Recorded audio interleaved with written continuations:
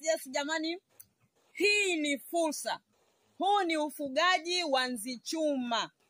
Ya BSF, yani Black Soldier Flies. Hawa unaoona hawa wanarukaruka, hawa wenyewe ndio wanataga mayai. Hayo mayai yanatotolewa, unavilisha hivyo vitoto vilivyototolewa, na wenyewe wanakula tu takataka. Yani taka hai zinazooza, mabaki ya jikoni, mbolea ya kuku, mbolea ya ng'ombe.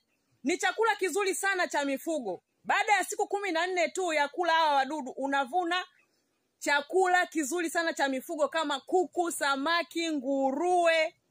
Mama wadudu nafundisha na ninauza mbegu.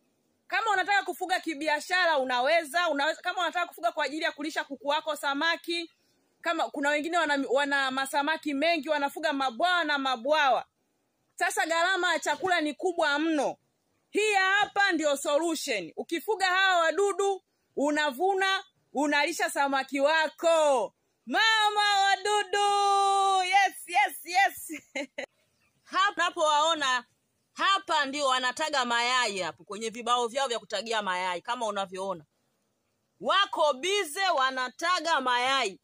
Hawa wote hawa ni parent stock. Hawa wote ni parents. Hawa ni ndio wazazi, wanapandana, wanataga mayai. Kote humu unavyoona hivi, hawa wote hawa.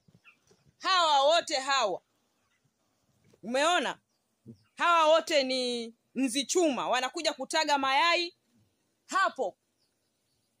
Kwenye vibao hivyo ndio wanataga mayai hapo ndani ya chombo, unakuwa umeweka chakula chenye harufu.